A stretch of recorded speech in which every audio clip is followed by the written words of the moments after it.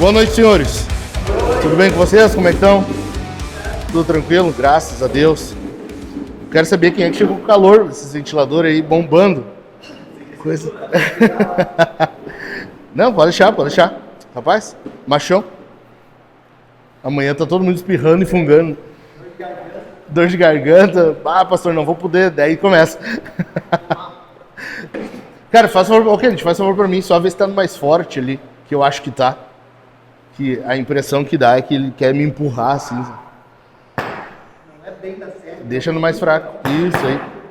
Aí. Fechou. Como é que vocês estão, cara? Tudo bem? Bem mesmo? Rostinhos. Fazia tempo que eu não via. Coisa boa. Como é que tá o tratamento, Adriano? Estou fazendo tratamento. Semana passada. Tava ruim, é?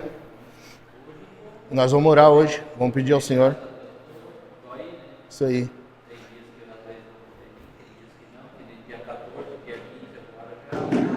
É.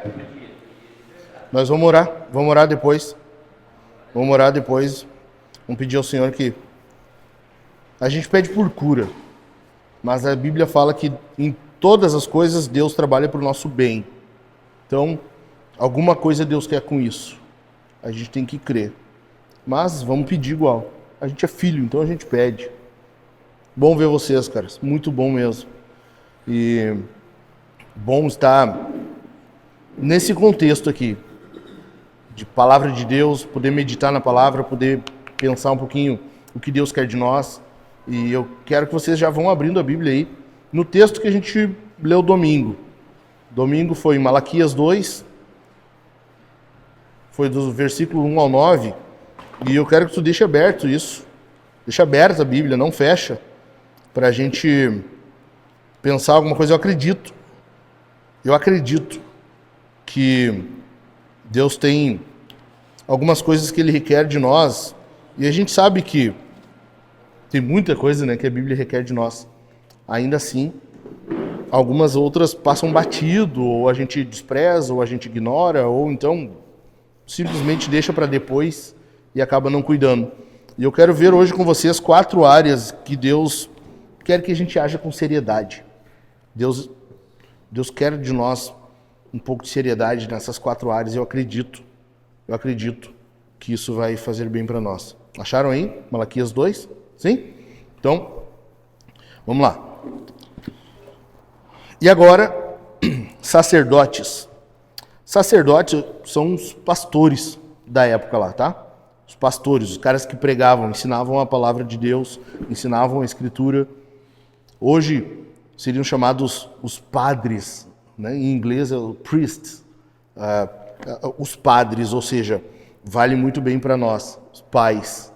Então, a gente tem que pegar o que Deus vai falar agora para os sacerdotes, que eram pais espirituais, e aplicar para nós um pouquinho, certo? Continuando. Este mandamento é para vocês. Se não ouvirem e não se importarem com a necessidade de honrar o meu nome, diz o Senhor dos Exércitos, enviarei sobre vocês a maldição e amaldiçoarei as suas bênçãos. Aliás, já as amaldiçoei, porque vocês não se importaram com a honra devida ao meu nome. Pô, cara, Deus, ele não é só aquele Deus bonzinho, tá vendo? Deus tem coisas que ele leva muito a sério. Deus leva a sério o nome dele. Gente, olha só, vocês deveriam me honrar. Eu separei vocês para que me honrassem. Vocês, desde que foram libertos do Egito, deveriam ter feito isso e não estão fazendo. E eu levo isso muito a sério.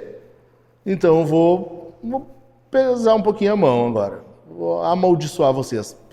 Daí o cara se apavora. Como o Deus da bênção, né? A gente costuma... O Deus que abençoa, o Deus de amor. Tá, mas é o Deus da maldição também. O nosso Deus é o Deus da maldição. Ele amaldiçoa. Versículo 3. Eis que reprovarei a sua descendência.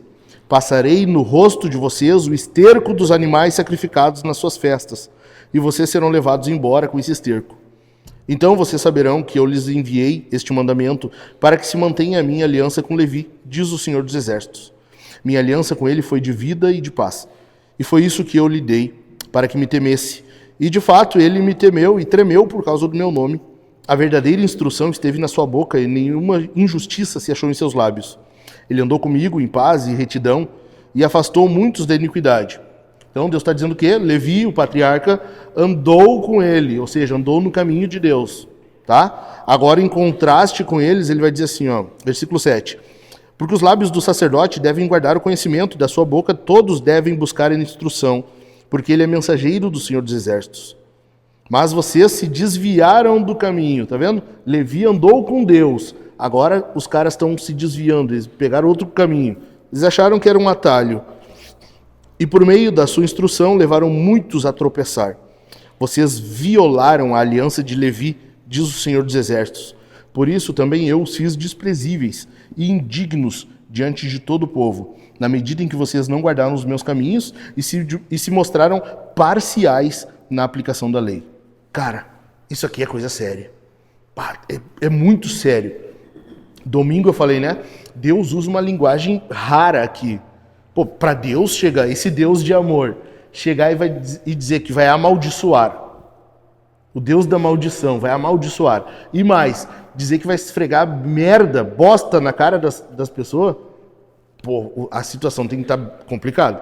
Não é em todo momento que a gente fala um pro outro, pô, cara, eu tô afim de esfregar bosta na tua cara. Não é o tempo todo, né? Ou não deveria, pelo menos, né? Hoje em dia não duvido mais nada. Mas não deveria. Deveria ser em casos específicos, muito raros, para tu chegar para um cara e dizer, meu, se tu não parar com isso, eu vou esfregar bosta na tua cara. Aí o cara entende, tá? É uma exceção, uma situação rara. É o que está acontecendo aqui. Deus usa isso só raramente. Mas por quê? Porque ele leva muito a sério o que ele está falando. E assim a gente tem que levar a sério algumas coisas. E eu quero que tu preste atenção em 4 áreas que nós temos que levar a sério. 4 coisas que os homens corajosos precisam levar a sério. Em primeiro lugar, a primeira coisa que nós temos que levar a sério é um legado geracional.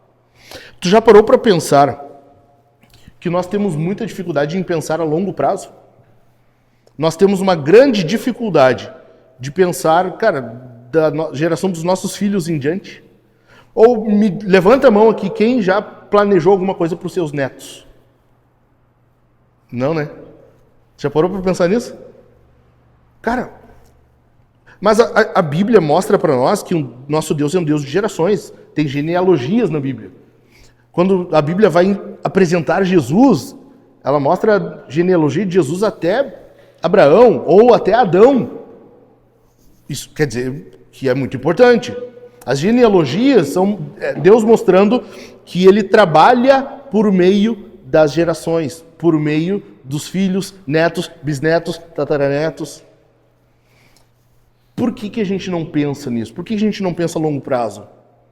Porque a gente tem sido ensinado, a gente tem sido treinado a pensar por aqui e agora.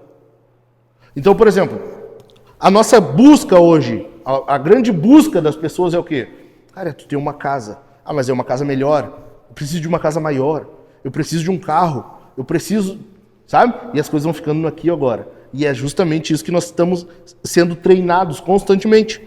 A gente tem dificuldade de pensar em longo prazo porque nós não temos sido ensinados sobre isso.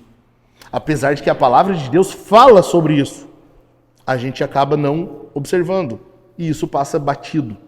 Esse é um assunto que nós temos que levar a sério. Esse é um assunto que tu tem que parar para pensar em algum momento. Pô, cara, o que vai acontecer com os filhos dos meus filhos? E os filhos deles? E como é que vai ser? O que eu estou preparando para eles? E a gente está, geralmente, né? Eu posso estar falando aqui, você já está pensando, pô, cara, deixar uma herança, né? Não, eu não estou falando financeiramente. Também, mas não só. O ensino, a instrução. Quantos de nós, a gente está vivendo essa vida loucamente aqui, tu não parou em nenhum momento para pensar nas próximas gerações? Daqueles que vão levar o teu nome adiante, que vão, sabe? Que vão dar continuidade no teu legado. Que legado é esse que tu vai deixar? O que tu vai deixar para os teus filhos? Para os filhos dos teus filhos? E essa é uma dificuldade que a gente vê na Bíblia, cara. Já lembram Ezequias? Põe a tua casa em ordem. Lá em Isaías 38, se eu não me engano. Põe a tua casa em ordem, porque tu vai morrer. Pô, o cara chora, se arrepende, pede para Deus. Deus concede mais um tempo de vida. Tempo que ele deveria usar para pôr a casa em ordem. que ele faz? Recebe os babilônios, mostra tudo que tem. Cara, ele chega lá, ele vai levar os caras no subsolo da casa dele, ele abre o cofre e mostra, ó, aqui, ó, cheio de pendrive de Bitcoin. Dá uma olhada, cara, o que eu tenho ali? E os babilônios, tá. Muito bom, valeu. Muito bom. Cara, Ezequias tinha que ter pensado nas gerações futuras, tanto que quando a repreensão vem a ele diz, boa essa palavra, porque ele pensou que haveria paz nos dias dele. Ele não estava pensando depois, cara. E outra, tu já parou para pensar quem foi o filho de Ezequias? Manassés, o pior rei que Judá já teve. O pior rei que Judá teve. A coisa estava tão complicada que Deus vem e diz, cara, bota a tua casa em ordem. Acho que vai dar ruim, ajeita a coisa aí. Ele ganha 15 anos a mais para viver. Nesses 15 anos, o que ele faz? Ele usufrui dos 15 anos a mais que ele teve, um bônus, sabe? Ele achou que estava jogando videogame e ganhou um bônus de vida, uma vidinha a mais ali, e foi aproveitar. Foi aproveitar a vida. Enquanto isso, o filho dele estava sendo treinado para ser um demônio. Sendo treinado para ser um diabo. Um anticristo, praticamente. Porque foi exatamente isso que ele fez. No fim da vida, ele se arrependeu, ok. No fim da vida, depois de ter estragado tudo, aí ele se arrependeu. Mas e o estrago já estava feito. Por causa de um cara que não tomou planejamento, não pensou, não buscou fazer algo pelas gerações vindouras. Tu precisa pensar e levar a sério o teu legado geracional. O povo no exílio, lembram? Eu preguei isso aqui já, Jeremias 29. O que Deus fala para o povo que estava lá na Babilônia? Daí, o povo foi levado para a Babilônia. O que aconteceu? Deus manda o profeta Jeremias escrever para eles. Manda uma carta lá. Ó, manda um e-mail. Gente, olha só. Vocês vão ficar tempo aí. Tinha alguns profetas, falsos profetas, que estavam dizendo, ó, 2 anos. 2 anos e a gente, ó, vamos para casa. A gente chama um Uber escondido e, ó, se manda. Não. E Jeremias vai e escreve para os caras, gente, olha só, não é bem assim. Vocês vão ficar um tempinho aí. Vai demorar um pouquinho. Sabe, quer ter uma ideia? Faz o seguinte, Deus está mandando vocês plantar. Porque vocês vão comer do fruto do que plantar. Cara, tu já experimentou plantar uma árvore e esperar o fruto dela? É demorado. Deus está dizendo, ó, deem as suas filhas em casamento e tomem filhos para suas filhas. E aí? Vai levar tempo? As crianças vão crescer, vão casar. E tu tinha que buscar o bem para os netos. Então tu vai ficar tempo lá. Tá vendo? A Bíblia, ela instrui para que o teu legado, a tua vida, ela não pode se resumir à tua vida. A tua vida precisa perpassar a tua morte e influenciar os próximos. Tá entendendo? A tua vida precisa ter alguma influência, algum resultado. Ela precisa ter alguma coisa, cara, na vida dos filhos, dos netos, dos bisnetos. Agora, esse povo aqui, o que a gente está vendo aqui?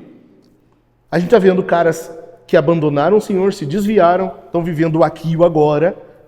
É ou não é? A gente viu no capítulo 1, os caras estão levando oferta de qualquer jeito. Eles não estão nem aí mais pro culto. Eles querem só o agora. Tanto que estão reclamando por causa da situação da cidade. Pá, tem que reconstruir tudo. Pá, tá destruído. Pá, Deus nos abandonou, Deus não nos ama. E Deus está dizendo o quê? Eu vou amaldiçoar a sua descendência. Olha aí no versículo 3. Eis que reprovarei a sua descendência. Deus está dizendo, cara, vai dar ruim, vai dar tão ruim que a coisa não vai ficar só em ti. Os teus filhos vão sofrer com isso.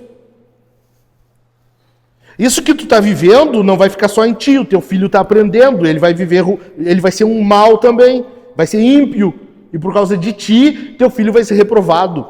Reprovarei a sua descendência. Tu percebe? É natural, cara. Tu quer destruir as próximas gerações? Só vive a tua vida. É muito natural para nós isso. É natural para a gente destruir a nossa família, os nossos filhos, os nossos netos. É natural isso. Não precisa esforço, não precisa empenho. Agora, o que precisa esforço é tu deixar um legado. É tu ter filhos piedosos, netos crentes, bisnetos que temem o Senhor. É disso que nós precisamos. A minha pergunta é, o que tu tem feito pelo teu tataraneto? Da tua vida, da forma que tu está vivendo, o que tu está fazendo pelo teu tataraneto?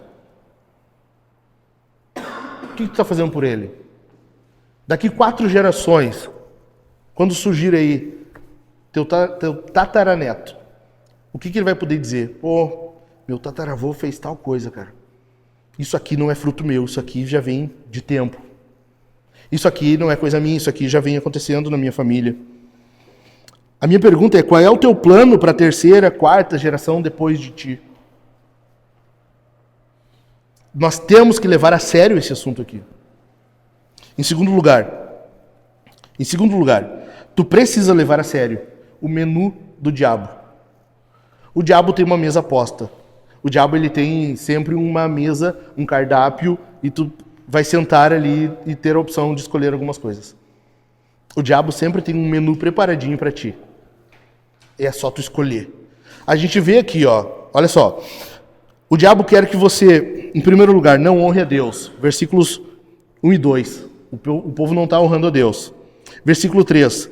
O diabo quer que tu tenha uma família desestruturada, disfuncional. No versículo 4 e 5, o diabo quer que tu quebre a aliança com Deus. Essa aliança que ele está falando que tinha com Levi. No versículo 6 e 7, o diabo quer que tu não ensine, ou tu ensine mal. Eu já falei que tu é um pastor. Agora a questão é se tu é um bom ou um mau pastor. A questão é se tu ensina bem ou não. Alguma coisa tu está ensinando. O diabo quer que tu ensine mal, ou que tu não ensine. Em quinto lugar, o diabo quer que tu se desvie. É o que Deus está falando para os caras aqui, meu. Deus chamou os líderes, os pais, os pastores, e está dizendo, gente, vocês se desviaram do meu caminho. Vocês estão desviados. É isso que o diabo quer. No menu do diabo tem ali, se desviar do caminho do Senhor. Em sexto lugar, não só que tu se desvie. Versículo 8, o diabo quer para ti que tu sirva de tropeço para outros. Entende? Os teus filhos, teus netos. O diabo quer que tu sirva de tropeço. Tu já está fora, tu caiu, tu se desviou. Agora vamos para o próximo passo. Próxima fase, qual é? Agora tu tem que ajudar a destruir a vida de outros. Vamos lá, servo do diabo. Quem é tu? Prazer, servo do diabo. Estou fazendo muitos aí cair. Estou fazendo muitos serem derrubados. O diabo quer isso para ti. O diabo quer que tu sirva como um servo dele, destruindo a vida de outros. E em sétimo lugar, o diabo quer que tu seja humilhado, desprezado. No versículo 9 é o que Deus fala para os caras. Olha só. Por isso, também eu os fiz desprezíveis e indignos diante de todo o povo. O diabo quer exatamente isso para ti. Que tu seja humilhado, desprezado, que tu seja motivo de chacota, que tu seja motivo de desprezo. O diabo quer isso para tua vida. A questão é, a gente está se alimentando dessa mesa, a gente está se alimentando desse menu, porque nós temos 2 mesas postas. Uma é a do diabo, uma é a mesa do Senhor. O Senhor nos chama à sua mesa, o Senhor nos convida. O diabo quer que tu coma da mesa dele. Deus tem uma mesa posta para nós todo domingo. Nós participamos da mesa do Senhor. A questão é do que nós estamos nos alimentando. Só que nós temos uma tendência de não levar a sério esses menus, essa oferta do diabo. E a gente vive como se o diabo não existisse. A gente leva na brincadeira, a gente leva numa boa. E o diabo está à tua volta. A Bíblia fala isso. Cara, já parou para pensar que o diabo está na sala da tua casa? Como assim, pastor? Tá louco já? Cara, a Bíblia fala isso. O diabo anda ao nosso derredor, rugindo como um leão. Se a Bíblia está dizendo que ele está ao teu derredor, onde é que tu está? Ele vai estar na tua volta ali, te tentando fazer tu cair, tentando destruir tua família. No culto, aqui, tem demônios tentando fazer tu desacreditar do que eu estou falando. Tem demônios agindo de forma que essa palavra, que é a palavra de Deus, não encontre guarida no teu coração. Imagina na nossa casa. Entendeu? Só que é superstição tu achar que não, Deus me livre. O diabo não entra na minha casa. Da porta para dentro, não. Como assim, cara? Como assim? Tu acha? Sério? Tu acha que aquela portinha da tua casa lá, que não segura nenhum drogado de Havaianas com prego debaixo, vai segurar o diabo? Só que a gente age como se não fosse verdade. E a gente vai cedendo, ou a gente vai desacreditando, e o diabo quer que tu desacredite mesmo. A melhor coisa para ele é se tu disser assim, não, nem é assim. Nem é assim. A minha pergunta para ti é, tu tem se alimentado do quê? Qual mesa tem sido a tua fonte de alimentação? Tu precisa levar isso a sério. Amém? Em terceiro lugar, a terceira coisa que tu precisa levar a sério, tu tem que levar a sério é não desprezar o óbvio. Cara, não despreza o óbvio. O que está acontecendo? Lembra? Aqui o povo de Judá voltou do exílio, eles voltaram da Babilônia. Como que eles encontram a cidade? Destruída. Devastada. Cara, Neemias vai contar para nós, alguns anos antes, ele esteve na cidade, ele vai fazer a volta na cidade e não consegue. O animal que ele estava montando não consegue passar pelo entulho.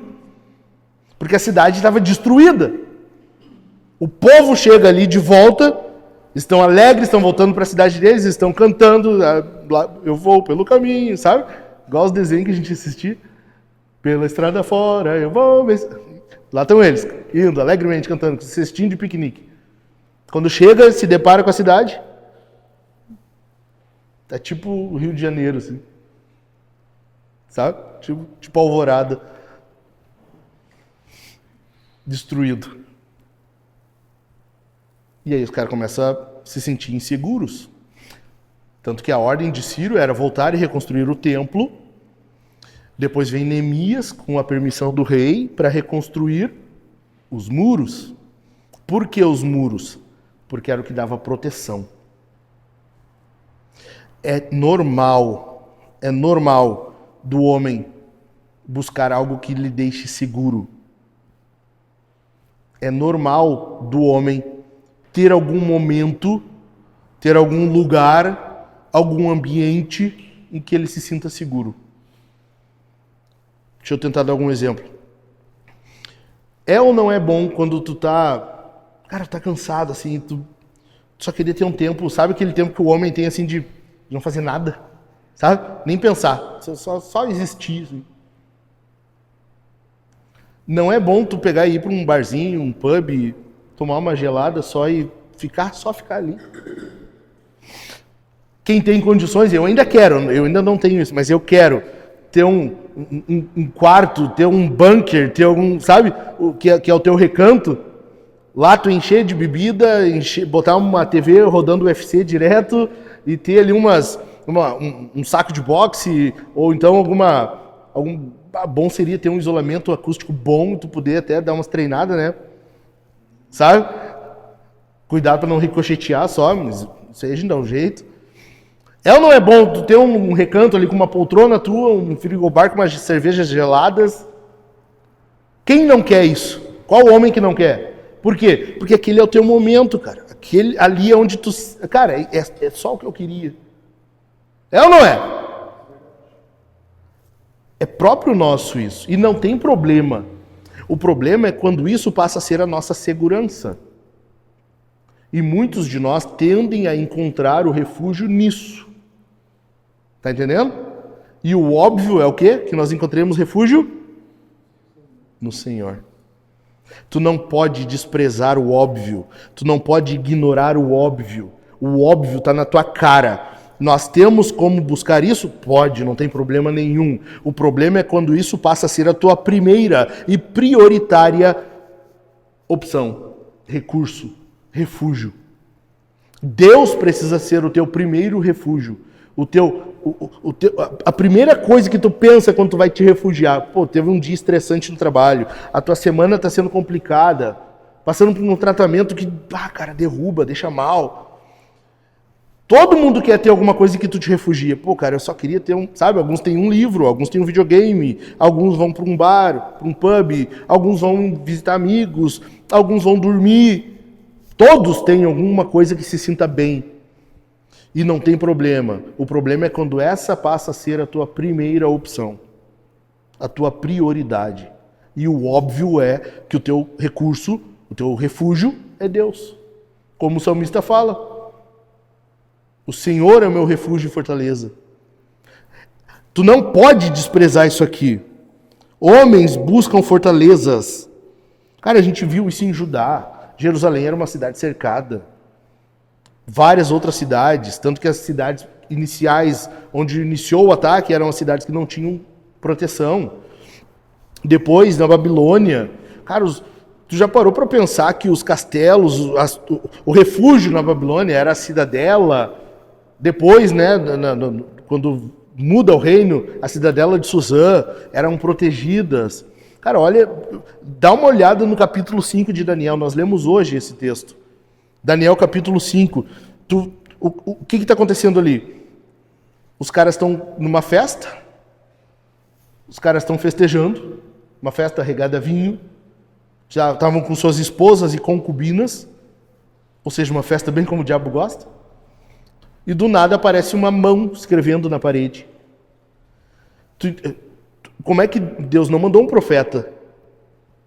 Era uma cidade fechada, entendeu? Tinha uma muralha, estava protegido. Deus vai com uma mão e escreve na parede. Eles se sentiam seguros ali. Eles se sentiam resguardados ali. Neemias se preocupa com a proteção da cidade. As muralhas de Jerusalém. Todos nós buscamos isso. Algo que nos deixe seguros. E não tem problema, desde que Deus seja o nosso primeiro refúgio. Ok?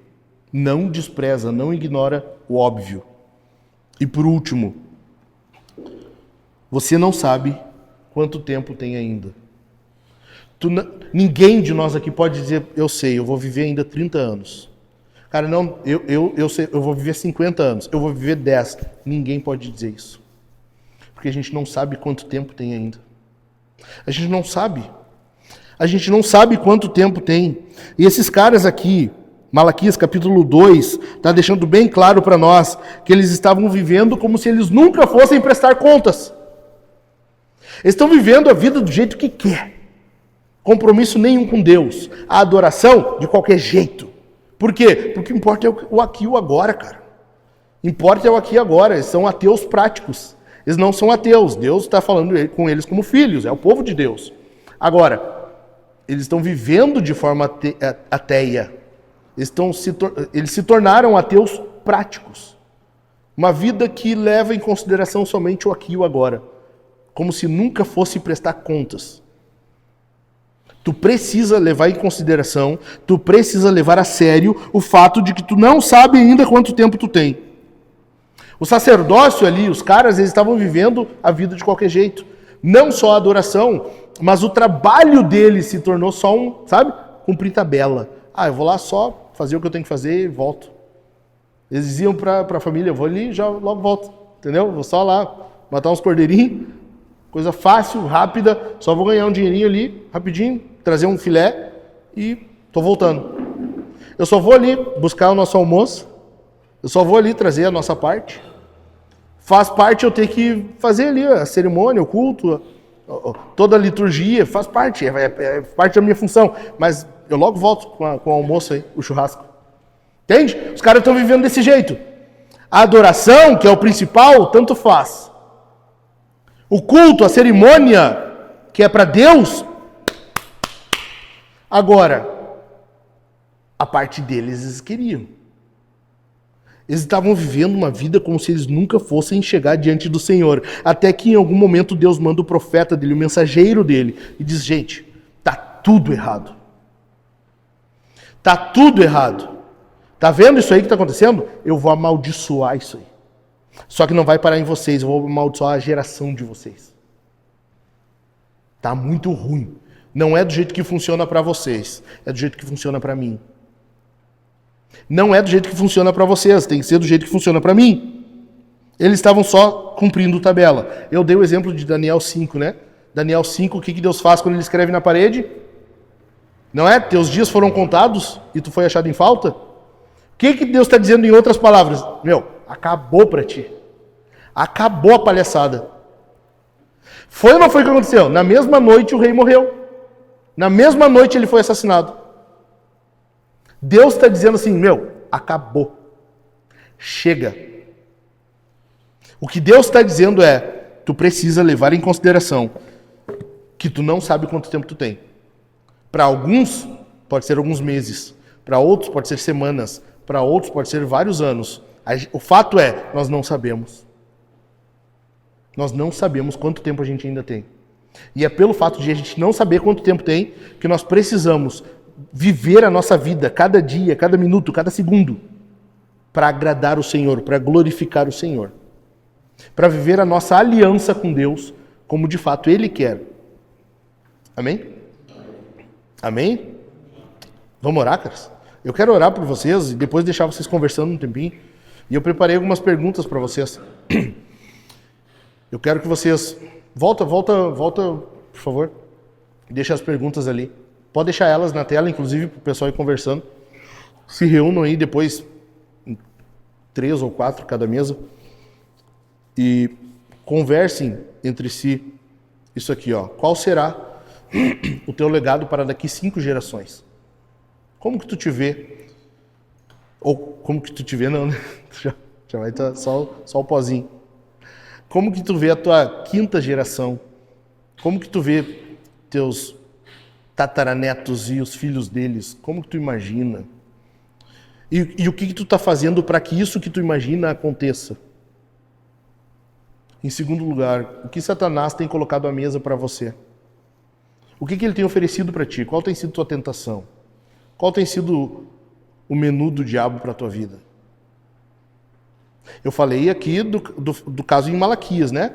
Mas o exemplo que eu citei de Daniel 5, os caras estavam lá com bebida e mulheres. Qual tem sido a tua tentação? Conversem sobre isso. 3. Onde você tem se refugiado? Ou qual tem sido a tua fortaleza? 4º lugar. Quem você tem convidado para se juntar a nós? E como que nós podemos ajudar para trazer essa pessoa? Eu estou partindo do pressuposto de que tu convidou alguém.